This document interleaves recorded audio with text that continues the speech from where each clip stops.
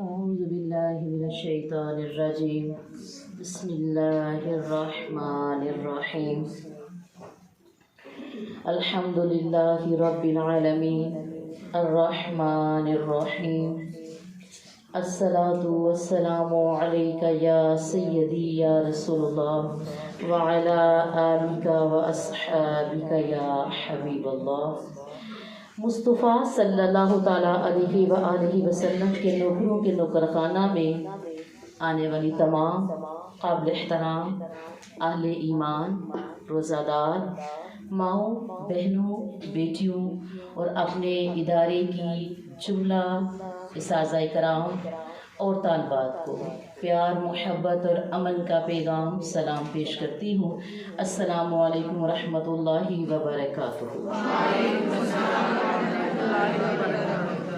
ایمان والیوں، آج رمضان المبارک حدیث 40 کورس میں اس حدیث کے سحر سے جس کی برکتیں ہم لوٹیں گے اور اپنی عملی تربیت کریں گے، وہ ہے کچھ جنتی لوگوں کے حوالے سے، اور وہ کون سے لوگ ہوں گے، یہ بڑی محبت اور توجہ طلب بات ہے۔ اللہ کے نبی صلی اللہ تعالیٰ علیہ وآلہ وسلم کا فرمان علی شان ہے، قال رسول اللہ صلی اللہ تعالیٰ علیہ وآلہ وسلم، الجنت دار الاسخیاء، جنت گھر ہے سخی لوگوں کا۔ کن کا گھر ہے؟ سخی لوگوں کا، سخاوت کرنے والے لوگوں کا۔ Paradise is the abode of generous people۔ ایمان والیوں، ایک شجر ہوتا ہے، درخت، جب اس کو پروان چڑھانا ہو تو ہمیں کچھ اجزاء ترکیبی کی ضرورت پڑتی ہے، پانی دینا ہے، اس کے مطابق اس کو کھاتے ہیں۔ ایمان کا شجر جو ہے، یا شجر ایمان جو ہے، اس کو بھی پروان چڑھانے کے لیے کچھ چیزوں کی ضرورت پڑتی ہے۔ ایمان والیوں، ایمان ایک درخت کی مانند ہے، ایک درخت ہے جس کی جڑ یقین، شاخیں پرہیزگاری، پھول حیا اور پھل سخاوت ہے۔ پھل کیا ہے؟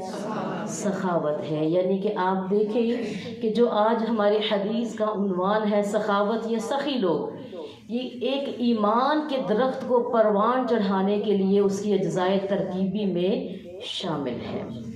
ایمان والیوں، اللہ سبحانہ و تعالیٰ نے قرآن مجید فرقان حمید میں فرمایا، ترجمہ بسم اللہ الرحمن الرحیم، اے ایمان والو، احسان جتا کر اور تکلیف پہنچا کر اپنے صدقے برباد نہ کرو اس شخص کی طرح جو اپنا مال لوگوں کے دکھاوے کے لیے خرچ کرتا ہے اور اللہ اور قیامت پر ایمان نہیں لاتا، تو اس کی مثال ایسی ہے جیسے ایک چکنا پتھر ہو جس پر مٹی ہو تو اس پر زوردار بارش پڑے جس نے اسے صاف ستھرا کر چھوڑا۔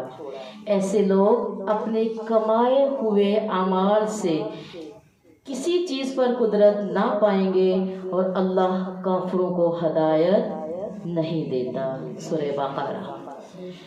ایمان والیوں، ایک دوسرے مقام پر اللہ سبحانہ و تعالیٰ کا فرمان علی شان ہے، بسم اللہ الرحمن الرحیم،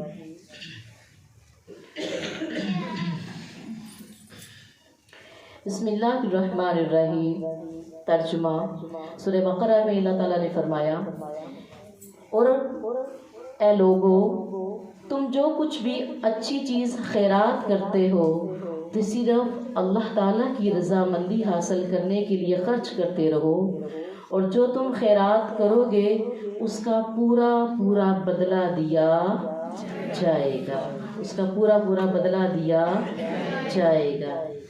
ایمان والیوں، رسول اللہ صلی اللہ تعالیٰ علیہ وآلہ وسلم کا فرمان علی شان ہے،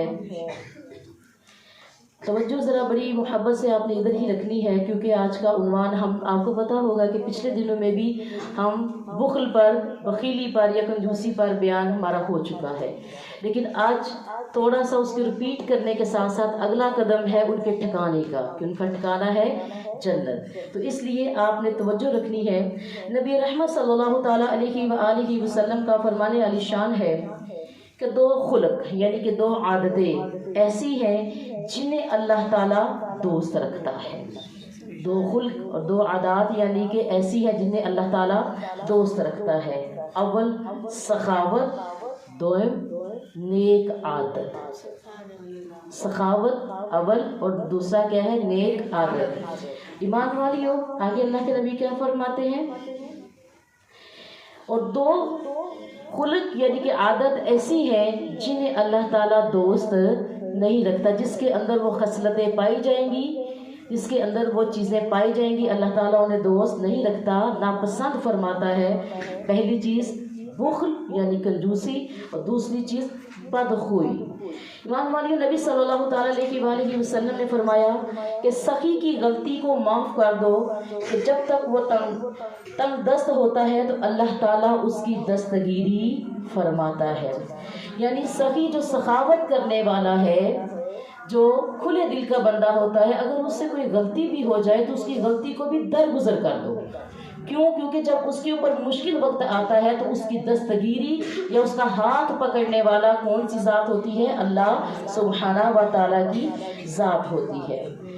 ایمان والیو، رسول اللہ صلی اللہ تعالیٰ علیہ وآلہ وسلم کے آپ کی جو سخاوت کا ایک مزاج تھا وہ کیسا تھا؟ کیونکہ ہماری تربیت کے لیے تو رسول اللہ صلی اللہ تعالیٰ علیہ وآلہ وسلم کی زندگی ہی بہترین نمونہ ہے۔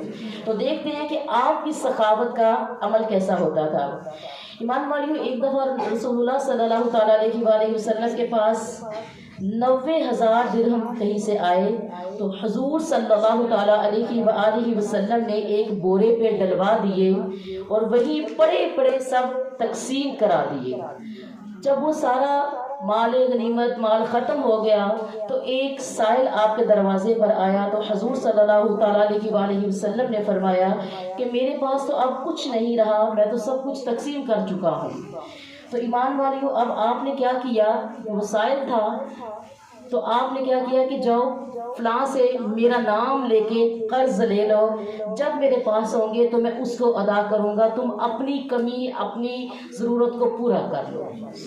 تو ایمان والیو، اب یہاں پہ آپ کا سخاوت کا عمل دیکھیں کہ آپ کے پاس تو ختم تھے، لیکن آپ نے کہا جاؤ فلاں سے میرا نام لے کے لے لو۔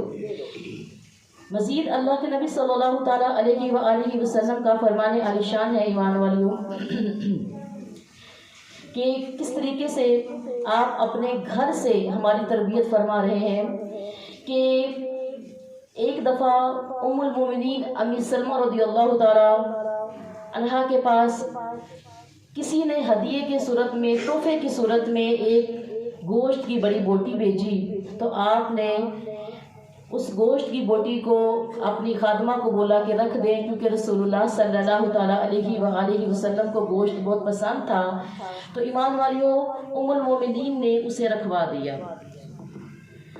اب جب خادمہ نے اسے اپنے طاق میں جا کے رکھ دیا تو جب رسول اللہ صلی اللہ تعالیٰ علیہ وآلہ وسلم گھر آئے تو اس سے چونکہ آپ نے نوش فرمانی تھی، تو جب انہوں نے وہ بوٹی رکھوا دی تو تھوڑی دیر بعد ایک سائل آپ کے دروازے پر آیا اور اللہ کے نام پر اس نے کچھ مانگا، تو آپ نے اس کو خیر و برکت کی دعائیں دیتے ہوئے واپس لوٹا دیا خالی ہاتھ میں۔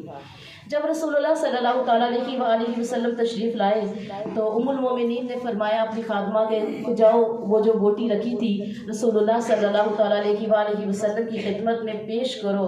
تو جب خادمہ وہ بوٹی لینے گئی تو ایمان والیو، اس طاق میں روٹی کی بجائے ایک چکنے پتھر کا ٹکڑا پڑا ہوا تھا۔ وہ بوٹی وہاں پر نہیں تھی، بوٹی کی بجائے ایک چکنے پتھر کا ایک ٹکڑا پڑا ہوا تھا، اسے کچھ بھی نہ ملا۔ تو حضور صلی اللہ تعالیٰ علیہ وآلہ وسلم نے فرمایا کیا تم لوگوں نے کسی فقیر کو گھر میں خالی ہاتھ تو نہیں لوٹا دیا؟ یعنی تم نے کسی فقیر کو، کسی سائل کو خالی ہاتھ تو نہیں لوٹا دیا۔ تو ایمان والیوں، اس حدیث سے یہ چیز ہمیں معلوم ہوئی کہ جب ہمارے گھر پہ کوئی سائل آتا ہے، ضرورت مند آتا ہے، تو پھر ہمیں اس کی ضرورت کو پورا کرنا چاہیے، اس کو خالی ہاتھ لوٹانا نہیں چاہیے۔ ایمان والیوں، حضرت ابوبکر صدیق رضی اللہ تعالیٰ عنہ سے روایت ہے کہ رسول اللہ صلی اللہ تعالیٰ علیہ وآلہ وسلم نے فرمایا، جنت میں کمینی خصلت رکھنے والا، کمینی خصلت والا اور کنجوس اور احسان جتانے والا داخل نہیں ہوگا، داخل نہیں ہوگا۔ ابھی جو حدیث میں نے آپ کے سامنے ابھی آپ کو سنائی، اس میں کیا فرمایا؟ کمینہ، جس کو عرف عام میں آپ لچا انسان بھی کہہ سکتے ہیں، ٹھیک ہے، ایک کمینہ انسان، ایک کنجوس انسان، اور پھر احسان جتانے والا، جو دے کر احسان جتاتا ہے اور بڑی برتری رکھتا ہے کہ جی میں کسی کو دیتا ہوں، تو کیا فرمایا؟ وہ کس میں داخل نہیں ہوگا؟ جنت میں داخل نہیں ہوگا۔ اس کا مطلب ایمان والیوں یہ ہے کہ جب تک ان لوگوں میں یہ تین خصلتیں رہیں گی، یہ تین برائیاں رہیں گی، یہ تین خصلتیں رہیں گی، یہ صفتیں رہیں گی، اور اگر وہ ان صفتوں کے ساتھ آلودہ رہیں گے تو وہ جنت میں نہیں جائیں گے، وہ جنت میں نہیں جائیں گے۔ اور جب یہ لوگ ان بری خصلتوں سے پاک ہو جائیں گے تو پھر ایمان والیوں وہ جنت میں جائیں گے۔ اگر تو وہ زندگی میں توبہ کر لیں، وہ تو معاملہ ہی کلیئر ہو گیا۔ اگر زندگی میں توبہ کر لی ان تینوں نے تو پھر تو معاملہ ٹھیک ہے، وہ تو تائب ہو گئے ہیں۔ لیکن اگر وہ تائب نہ ہوئے بلکہ اپنی ان بد خصلتوں پہ وہ قائم رہے، یہ کنجوسی میں، یہ احسان جتانے میں اور یہ کمینگی کرنے میں، اگر وہ قائم رہے تو پھر انہیں جہنم میں بھیجا جائے گا، جہنم ان کو جلائے گی، اس جرموں کی سزا دے گی۔ اس کے بعد اگر وہ صاحب ایمان ہوئے تو پھر ان کو یہ سزا دینے کے بعد، جہنم میں جلانے کے بعد ان کو جنت میں بھیج دیا۔ یعنی اس عمل کی چھوٹ نہیں ہے اگر اس نے توبہ نہیں کی تو، اگر اس نے توبہ نہیں کی تو۔ ایمان والیوں، بخل کے کچھ میں آپ کو دینی نقصانات بھی بتا دیتی ہوں کہ وہ لوگ جو کنجوسی کرتے ہیں، صحیح یا سخاوت کو پسند یا ترجیح نہیں دیتے ہیں، کچھ لوگ تو خود بھی نہیں کرتے اور دوسروں کو بھی ایسا عمل کرنے سے روکتے ہیں، فلاں کی مدد نہ کرو، فلاں ایسا ہے، وغیرہ وغیرہ۔ ایمان والیوں، دینی نقصانات ان کے کیا ہیں بخل کرنے والوں کے؟ بخل کرنے والا کبھی کامل مومن نہیں بن سکتا، بلکہ ایمان والیوں، بخل ایمان سے بھی روک دیتا ہے اور انسان کو کفر کی طرف لے جاتا ہے۔ جیسے قارون کو اس کے بخل نے کیا بنا دیا تھا؟ کافر بنا دیا تھا۔ یہ اس کے کون سے نقصانات ہیں؟ دینی نقصانات۔ کس کے؟ ایک کنجوس بندے کے۔ جنت میں تو داخلہ نہیں ہے، تو اب آخرت میں ان کو کس نقصانات کا، دینی صورت میں اس کو کس نقصانات سے وہ اسے اٹھانے پڑیں گے، اب وہ بتا رہی ہوں۔ اور نمبر 2 پہ، بخل کرنے والا گویا اس درخت کی شاخ پکڑ رہا ہے جو اسے جہنم کی آگ میں داخل کر کے ہی چھوڑے گی۔ جو کنجوسی کرے گا، جو بخل کرے گا، وہ اس درخت کی شاخ کو پکڑ لیتا ہے، وہ تب تک نہیں چھوڑتی جب تک اسے اس کے اپنے ٹھکانے پر یعنی کہ جہنم میں نہ اس کو بھیج دے۔ تیسری چیز ایمان والیوں، بخل کی وجہ سے جنت میں داخل ہونے سے روکا جا سکتا ہے۔ جو لوگ کنجوس ہوں گے، بے شک ان کے پاس نمازیں، روزے، حج وغیرہ بھی ہو، لیکن جس نے اللہ کی راہ میں دینے سے گریز کیا، اپنے آپ کو روکا، تو پھر یہ اس کی یہ بری خصلت اس کو جنت میں جانے سے بھی روک سکتی ہے۔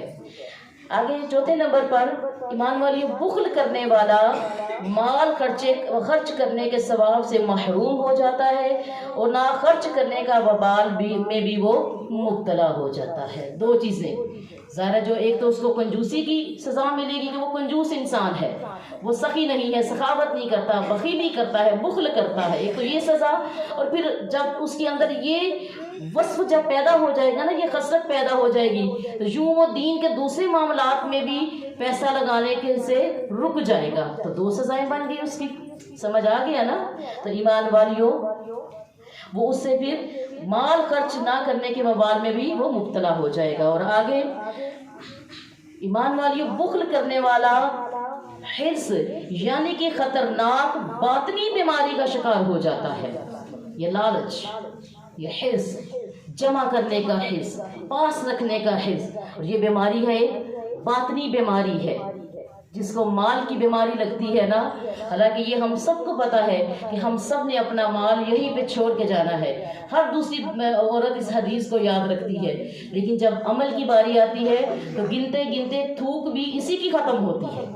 ایسا ہی ہے نا کہ مال جمع کرنا اور طمع کرنے کا لالچ بھی آج ہم میں سے اکثر خواتین اور مرد کے اندر موجود ہے۔ تو یاد رکھیں، بخل کرنے والا حرص جیسی باطنی بیماری کا شکار ہو جاتا ہے، اور اس پر مال جمع کرنے کی چونکہ دھن سوار ہو جاتی ہے، اور وہ اس کے لیے وہ پھر جائز اور ناجائز تک کی پرواہ چھوڑ دیتا ہے۔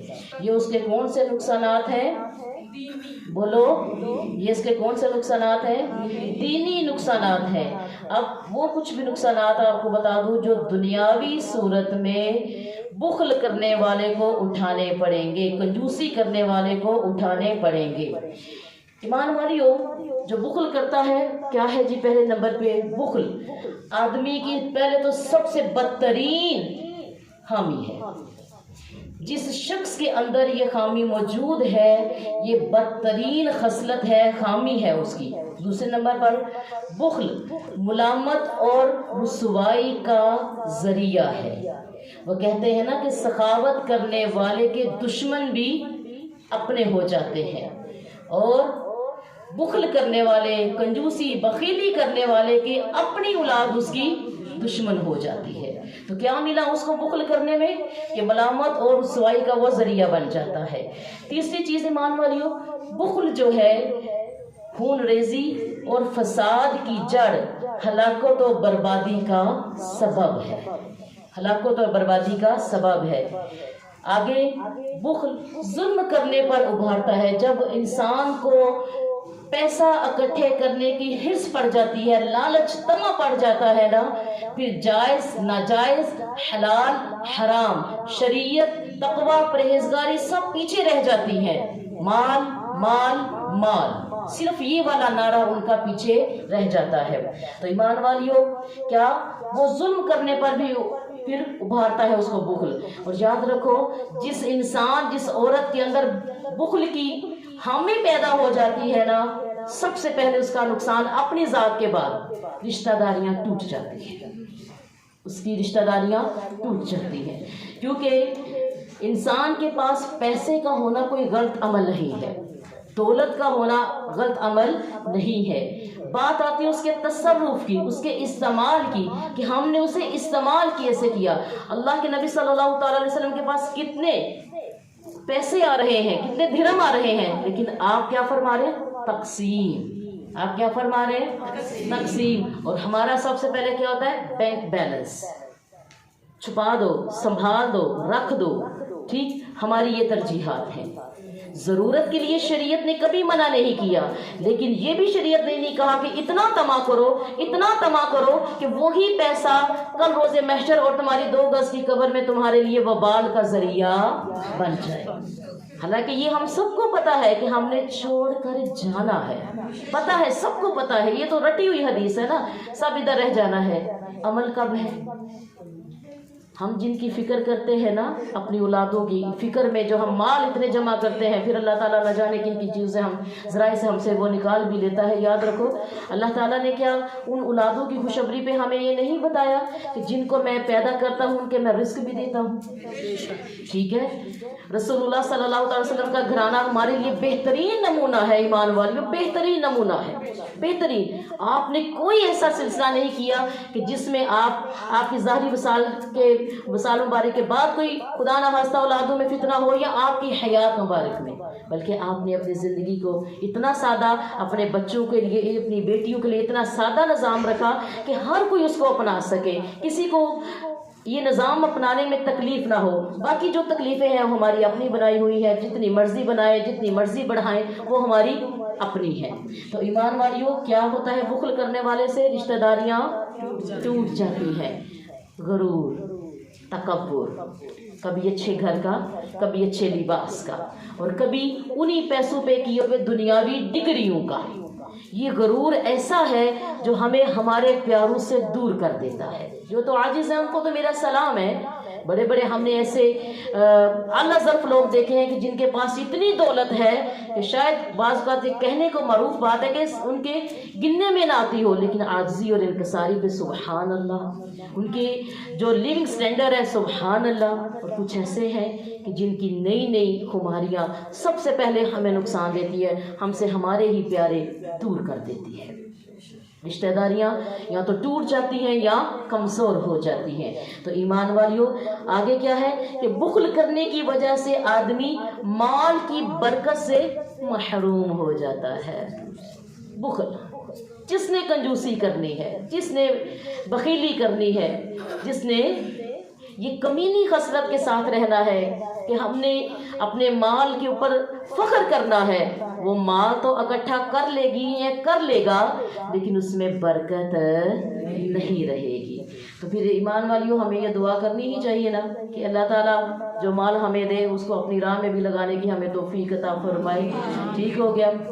ایمان والی یاد رکھو، 3 کام جو ہے نا بڑے سخت ہیں۔ امام شافعی رحمۃ اللہ تعالیٰ علیہ فرماتے ہیں کہ 3 کام بہت سخت ہیں۔ پہلا کام، پیسے کی کمی کے وقت سخاوت کرنا۔ کیا؟ پیسے کی کمی کے وقت، جبکہ آپ کے پاس پیسہ کم ہے لیکن آپ پھر بھی اللہ کی راہ میں لگاتی ہیں۔ یہ ہر کسی کے ظرف کی بات نہیں ہے، یہ مشکل کام ہے۔ دوسری چیز ایمان والیوں، کیا؟ تنہائی میں پرہیزگار بننا۔ تنہائی میں ہمیشہ کہتی ہوں نا، یہ جلوتیں نہیں خلوتیں ہماری میٹر کرتی ہیں۔ ہماری تنہائیاں معذرت تھوڑا سا گلے کا پرابلم ہو گیا جی۔ تو تنہائی میں پرہیزگار رہنا یہ بھی کوئی آسان کام نہیں ہے۔ اللہ سبحانہ و تعالیٰ ہماری تنہائیاں ستھری کرے، اچھی کرے، پاک کرے۔ اور تیسری چیز، جن سے خوف ہو یا امید ہو ان کے سامنے حق بات کہنا۔ آپ کو پتہ ہے آج ہمارے معاشرے میں اللہ اور اس کے رسول کا خوف نہیں ہے۔ موسٹلی، اکثر، سب تو ایک جیسے نہیں ہے۔ ہمیں خوف ہے انسان کا، اس کے منہ پر بیٹھے اس کی واہ واہ، اس کے منہ پر بیٹھے اس کی واہ واہ، اس کے منہ پر بیٹھے اس کی واہ واہ۔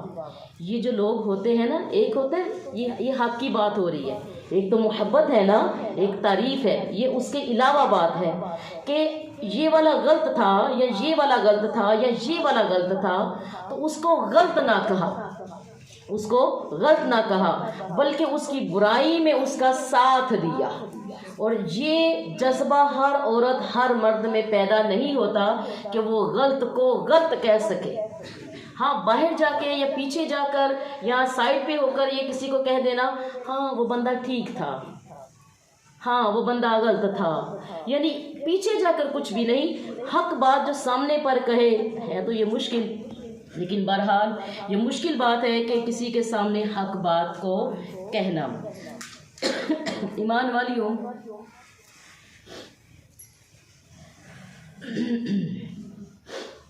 ایمان والیوں، یاد رکھیں یہ جو کنجوسی ہے یہ اللہ اور اس کے رسول اس کو پسند نہیں کرتے، جبکہ سخاوت یا سخی بندے کو اللہ اور اس کے رسول صلی اللہ تعالیٰ علیہ وآلہ وسلم دونوں پسند کرتے ہیں۔ حضرت ابو سعید رضی اللہ تعالیٰ عنہ سے روایت ہے کہ رسول اللہ صلی اللہ تعالیٰ علیہ وآلہ وسلم نے فرمایا، 2 خصلتیں مومن میں جمع نہیں ہوں گی، 2 خصلتیں مومن میں کبھی بھی جمع نہیں ہو سکتی، ایک کنجوسی، دوسری بد اخلاقی۔ ایک کنجوسی، دوسری بد اخلاقی۔ ایمان والیوں، اس حدیث کا مطلب یہ ہے کہ مومن میں کنجوسی اور بد اخلاقی یہ دونوں بری خصلتیں، یہ دونوں بری عادتیں بیک وقت، ایک وقت میں جمع نہیں ہوں گی۔ ہاں مومن اگر کنجوس ہوگا تو بد اخلاق نہیں ہوگا. ایک خوبی، ایک اس کے اندر یہ خصلت ہوگی، اگر وہ کنجوس ہے تو بد اخلاق نہیں ہو سکتا، اور اگر وہ بد اخلاق ہوگا تو کنجوس نہیں ہو سکتا.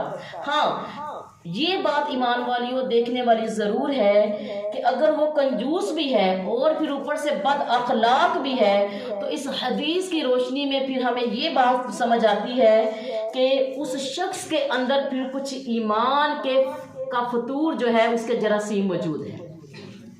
پھر وہ اپنے ایمان کی خیر منائے کیونکہ اس کے اندر بد ایمانی کی، بے ایمانی کی خصلت موجود ہے. اگر اس کے اندر یہ دو چیزیں اکٹھی ہیں، ایک بد اخلاق بھی ہے اور کنجوس بھی ہے، تو یاد رکھو پھر ہمیں اپنے ایمان کی خیر منانی ہے.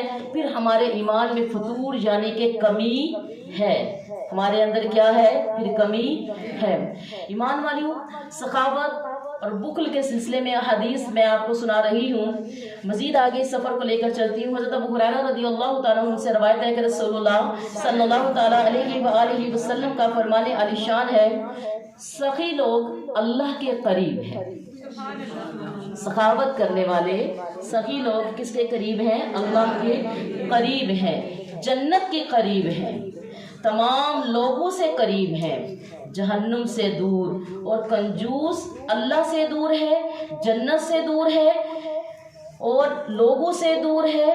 کون؟ کنجوس. ٹھیک ہے، تو ایمان والیوں یاد رکھو کہ اللہ کے نبی نے بڑے واضح صورت میں فرمایا کہ جو تو سخاوت والے ہیں وہ اللہ اس کے رسول کے جنت کے قریب ہیں، لوگوں کے قریب ہیں، اور کنجوس لوگ اللہ سے بھی دور، اس کے رسول سے بھی دور، اس کے لوگوں سے بھی دور، اور وہ قریب کس کے ہیں؟ جہنم کے قریب ہیں. کس کے قریب ہیں؟ کنجوس لوگ کس کے قریب ہیں؟ جہنم سے کے قریب ہیں. اور جاہل سخی عابد بخیل سے زیادہ اللہ کو پیارا ہے. ایمان والیوں، رسول اللہ صلی اللہ تعالیٰ علیہ وآلہ وسلم نے فرمایا کہ سخاوت جنت میں ایک درخت ہے. سخاوت جنت میں ایک درخت ہے.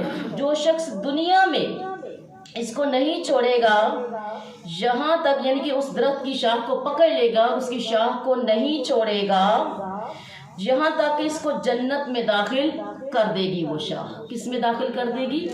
جنت میں اس کو داخل کر دے گی. اور بخل جہنم میں ایک درخت ہے. تو جو شخص دنیا میں بخیل ہوگا، کنجوس ہوگا، اس درخت کی ایک شاخ اس کو پکڑے گی اور وہ شاخ اس کو تب تک نہیں چھوڑے گی یہاں تک کہ وہ اس کو دوزخ میں نہ ڈال دے. کہاں نہ ڈال دے؟ اور جنت بڑا خوبصورت ٹھکانہ ہے ایمان والی. جنت یہ ہمارے وہم و گمان سے بڑھ کر خوبصورت اور پیارا اور اللہ کی نعمتوں سے بھرا ہوا ٹھکانہ ہے.